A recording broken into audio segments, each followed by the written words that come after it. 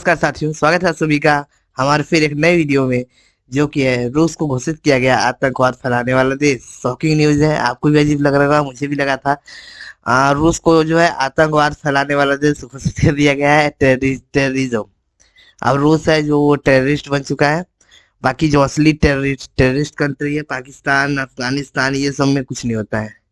ये सब दूध के धुले हुए हैं। यहाँ पे मानव मानव हित के लिए, कल्याण के लिए काम होता है। बाकी रूस आतंकवाद फैलाता है। बाकी जितने आतंकवादी बचे, चाहे वो मसूद अजहर हो, अजमल कसाब हो, जो भी है, वो सब रूस से आए थे। पाकिस्तान तो भारत से भी अच्छा है। ठीक है, चलिए आइए देखते हैं कि क्या न्यूज़ है, कैसे आई है, और रूस में कैसे आतंकवाद फैलने लगा, मतलब रूस कैसे आतंकवाद फैलाने लगा है। ठीक है, चलिए शुरू करते हैं। अगर चैनल पे नया हो तो वीडियो को लाइक कर दीजिए, दोस्तों के साथ शेयर कर दीजिए, और अपना प्यार हमारे साथ जरूर दिखाइए। ठीक है, चलिए बढ़ते हैं आगे। तो जैसा देख सकते हैं, यूरोपियन यूनियन है, उनके पार्लियामेंट ने रसिया को स्टेट स्पॉन्सर ऑफ टेररिज्म, यानी ऐसा देश जो कि टेररिज्म फैलाता है, यानी आतंकवाद को फैलाता है, अपने यहाँ से आतंकवाद पैदा करता है, उसकी उपाधि दे दी गई है। ठीक है, ये आप रॉयटर्स की न्यूज देख सकते हैं। ऐसा इसलिए हुआ क्योंकि अभी आपको पता है कि रसिया और यूक्रेन में वार छिड़ी हुई है। जो रसिया वो स्पेशल मिलिट्री ऑपरेशन कर रहा है यूक्रेन के ऊपर। ठीक है, तो उसी को लेकर बाकी अब ढेर सारे सैंक्शंस को लगाने के बाद भी जब देख रहे हैं कि कोई फर्क नहीं नजर आ रहा है ये रसिया पर, रसिया कोई भी मतलब कि कदम अपना पीछे नहीं हटा रहा है कि नहीं हम छोड़ेंगे, अब युद्ध नहीं करेंगे। रसिया लगा हुआ है कि नहीं छोड़ेंगे तो नहीं, आपको कुछ भी हो जाए युद्ध तो चलेगा। और जब तक हम लोग लुहांस, डोनास, जेरोजिया और खेरसान की जीत नहीं लेंगे तब तक तो छोड़ेंगे नहीं। ठीक है, तो इसमें यूरोपियन यूनियन ने अब एक और कदम बढ़ा दिया है। अब उन्होंने रूस को एक टेररिस्ट कंट्री घोषित कर दिया है। ठीक है, अब इसके इम्पैक्ट क्या क्या होते हैं, ऐसे टेररिस्ट कंट्री घोषित क्या करना होता है, तो इसे देख लेते हैं। तो टेररिस्ट कंट्री घोषित करने का मतलब होता है ऐसा देश जो कि टेररिज्म को फैला रहा है। टेररिज्म एक वर्ल्ड इशू है, और कितना मतलब कि बड़ा इशू है, इसे हम सभी लोग जानते हैं। ठीक है, तो उस मामले में हम लोग देखते हैं कि कोई भी देश अगर टेररिस्ट कंट्री घोषित हो जाता है तो उसके ऊपर कड़े एक्शन लिए जाते हैं, जिससे कि वो दुनिया से अलग थलग पड़ा रहे। ठीक है, तो यही चाल है कुछ यूरोपियन यूनियन की। लेकिन इसमें कहीं ना कहीं सोच की भी गलती है कि जो ओरिजिनल में टेररिज्म फैलाता है, जैसे पाकिस्तान, उसके ऊपर भारत ने इतना प्रयास किया, इतना दबाव बनाया यूएस पे, चाहे यूरोपियन यूनियन क्यों ना हो, चाहे आपका यूके, फ्रांस, सभी लोगों पे। लेकिन किसी ने भी जो ओरिजिनल टेररिज्म का जो हमारे कह सकते हैं कि अड्डा है, अफगानिस्तान एंड सीरिया एंड आपका पाकिस्तान, इसके खिलाफ किसी ने एक्शन नहीं लिया। और केवल अपने फायदे के लिए ये लोग किसके ऊपर एक्शन लेते हैं, जहां इनका फायदा होता है। तो इनका फायदा इसमें कहाँ है, यूक्रेन में है। इनका फायदा यूक्रेन में है, इसलिए यूक्रेन को सॉरी, तो इन्होंने इसलिए रूस को टेररिस्ट कंट्री घोषित कर दिया। इनकी अलग ही कहानी चलती है, अलग ही माया चलती है। ठीक है, इसीलिए भारत इनके साथ उतना ही साथ रहता है जितना ही चल सके, बहुत ज्यादा नहीं। ठीक है, अब बात करें तो ये कहाँ पर रेजोल्यूशन पास हुआ, तो ये पास हुआ यूरोपियन पार्लियामेंट में, जो इनका यूरोपियन यूनियन है, ईयू। ईयू का पार्लियामेंट है आपका स्ट्रेसबर्ग फ्रांस में। स्ट्रेसबर्ग फ्रांस में इनका पार्लियामेंट है। यहाँ पे ये रेजोल्यूशन पास हुआ कि हम लोग रसिया को एक टेररिस्ट कंट्री घोषित कर देते हैं। ठीक है, अब देखिए इसका मतलब होता क्या है। टेररिस्ट कंट्री घोषित करने का मतलब होता है कि हम लोग उस देश के सामने बहुत सारे जो और ज्यादा सैंक्शंस रख देते हैं। ठीक है, उसकी जो भी ट्रेड रूल्स होते थे उसको भी और ज्यादा कम कर देते हैं। और बात करें तो उसको जो भी ह्यूमैनिटेरियन मदद दी जाती है वहां के लोगों को, जैसे कोई भी मानव मानव कल्याण से रिलेटेड जो भी कार्य होते हैं किसी दूसरे देश में भी, हम उनको भी कम कर देते हैं। तो इसमें जो मेन रीजन बताया गया यूरोपियन यूनियन द्वारा वो था कि आपने मतलब यूक्रेन के ऊपर मिलिट्री मिलिट्री ऑपरेशन करके इतने सारे नॉर्मल लोगों की जान, जो सेना की जान ली वो तो ली ही, साथ ही ढेर सारे बहुत सारे हजारों नॉर्मल लोगों की भी जान ले ली, आम जनता की जान ले ली। ठीक है, तो उससे इशू है किसको, यूरोपियन यूनियन को। तो भी जानते हैं कि इशू किसको है, किसको नहीं है, और किस चीज का इशू है। ठीक है, चलिए अब बात करें क्या सच में कितने लोग मौत हुई है यूक्रेन रशिया वार में। तो नॉर्मल सिविलाइजेशन की बात करें तो स्टैटिस्टिक्स का रिपोर्ट है कि नॉर्मल सिविलियन, यानी जो यूक्रेन के नॉर्मल रहने वाले लोग हैं, उनमें अभी तक 6,595 लोगों की टोटल मौत हो चुकी है। और बाकी बात करें उनमें से 415, जिसमें कि 415 बच्चे भी शामिल है। ठीक है, यानी 18 साल से कम के भी 415 लोग शामिल हैं, और 18 साल से ऊपर के 6595 लोगों की मौत हो चुकी है जब से ये यूक्रेन रसिया वार छिड़ा हुआ है। ठीक है, इनमें आपका डायरेक्ट कारण है, इनडायरेक्ट कारण भी मौजूद है। बात करें इंजर्ड लोगों की, 10,189 से ज्यादा लोग डायरेक्टली इंजर्ड हो चुके हैं इस जो यूक्रेन रशिया वार चल रहा है। ठीक है, तो यही मेन रीजन बताया जा रहा है कि आपने मतलब 7,000 लोग की जान ले ली, और ये किसी एक टेररिस्ट आतंकवाद वाले काम से कम नहीं है। ठीक है, ये सही है, उनकी मर्जी जो करे, बट उनको साथ में जब जब उनकी अपनी बारी आई तो उन्होंने टेररिज्म घोषित कर दिया तुरंत। लेकिन जब भारत सालों से ये इशू रेज कर रहा है जो कि बहुत ज्यादा नुकसान कर रहा है इंडिया और इस रीजन में, ठीक है, तो उसके ऊपर उनको उनको एक्शन नहीं लेना है, उसके ऊपर उनको पर्सनल इंटरेस्ट देखना है। ठीक है, तो इंडिया भी इन सभी बातों का ध्यान रखता है और बारी बारी से सबका हिसाब करता है। ठीक है, अब इंडिया वो नहीं रहा कि हिसाब नहीं करेगा, अब भारत सबका हिसाब करता है, सबका हिसाब रखता है। इसलिए देखोगे आपको कि रसिया के खिलाफ जब कोई रिजोल्यूशन लाया जाता है तो भारत अक्सर एब्सेंट ही रहता है वहां पे, कि जानता है कि ये वेस्टर्न कंट्रीज ये केवल अपने फायदे की बात देखती हैं।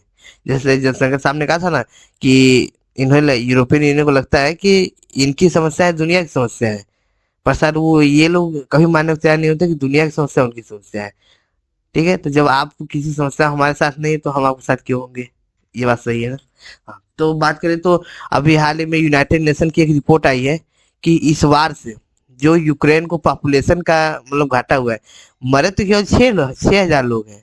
दिक्कत ये नहीं कि 6,000 लोग मरे हैं, दिक्कत ये है कि ये वार शुरू से पहले जो पॉपुलेशन थी यूक्रेन की वो थी 4 करोड़, यानी यूक्रेन में टोटल 4 करोड़ लोग रहते थे। बट लेकिन जैसे ही आज की बात करें तो आज यूक्रेन की पॉपुलेशन टोटल 3.5 करोड़ बच चुकी है, यानी 50 लोग इधर से माइग्रेट हो चुके हैं, 50 लाख लोग जा चुके हैं।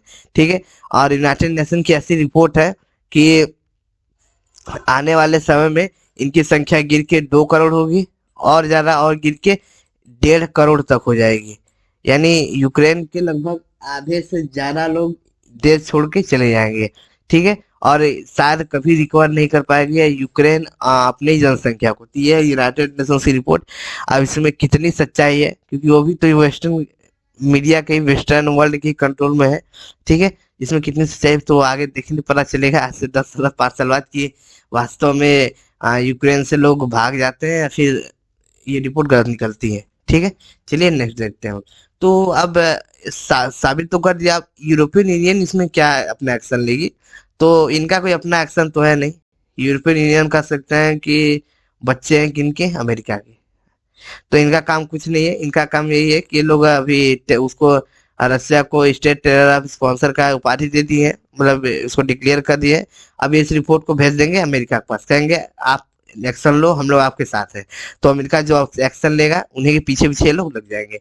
इनका काम क्यों इतना है। अब बात करें इंडिविजुअली, तो इस्टोनिया, लताविया, लिथुआनिया और पोलैंड, किसने किसने, इस्टोनिया, लताविया, लिथुआनिया और पोलैंड, इन 4 देशों ने, जो कि यूरोपियन यूनियन के देश हैं, इन 4 देशों ने इंडिविजुअली, यानी इससे पहले अब जो भी पूरे यूरोपियन यूनियन ने रसिया को आतंकवाद घोषित किया है, तो इससे पहले इन 4 देशों ने पर्सनली भी घोषित करके रखा हुआ था रसिया को एक टेररिस्ट कंट्री। ठीक है, हाँ, ये देश कौन कौन से है, तो ये देश है लिथुआनिया, पोलैंड, इस्टोनिया और लताविया। ठीक है, अब बात करते हैं कि क्या इससे पहले किसी भी लग चुका है ये, तो हाँ, ऐसे यहाँ पे भी देखिए आपको बहुत मजा आएगा। इससे पहले 4 देशों पर ये जो है वो लग चुका है। उनमें से पहला देश है क्यूबा, क्यूबा, दूसरा देश है नॉर्थ कोरिया, तीसरा है ईरान और चौथा है सीरिया। ठीक है, अब मुझे ये नहीं समझ में आता कि क्यूबा में कहाँ आतंकवाद, क्यूबा कौन सा आतंकवादी भेज रहा है, और किम जोंग का देश नॉर्थ कोरिया कहाँ से आतंकवादी भेज रहा है, मुझे तो नहीं समझ में आ रहा है। शायद आपको समझ में आ जाए तो आपको पता हो, आप अगर इंटरनेशनल रिलेशंस में थोड़ी जानकारी रखते हो, तो मेरे हिसाब से तो मतलब कि केवल पर्सनल इंटरेस्ट के ऊपर इधर काम होता है।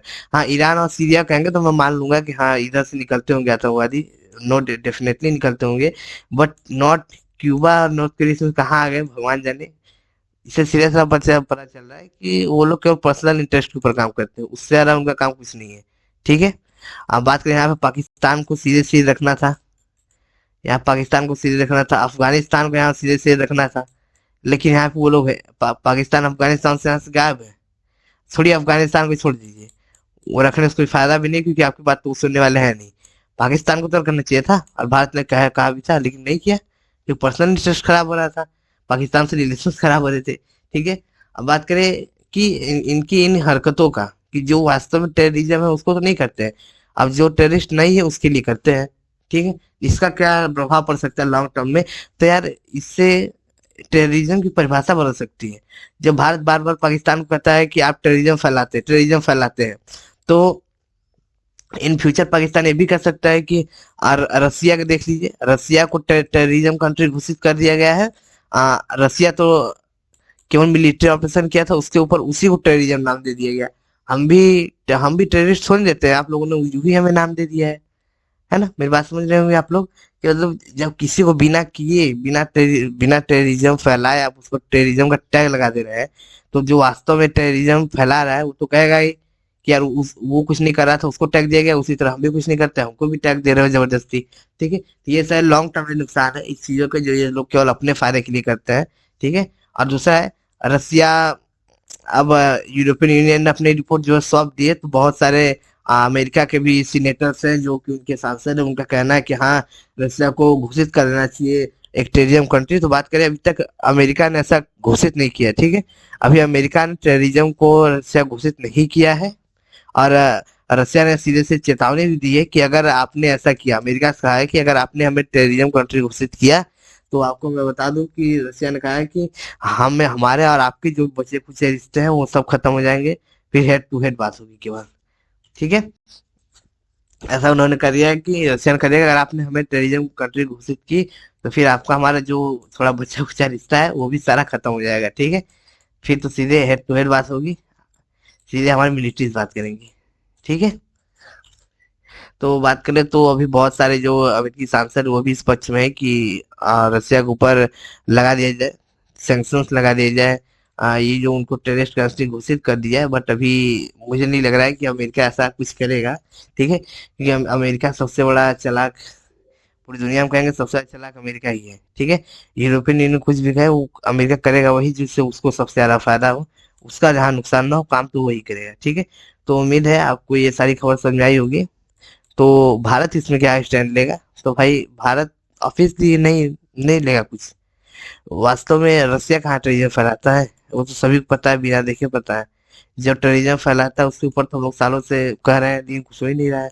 ठीक है, तो उम्मीद है आपको ये सेशन समझ में आया हो।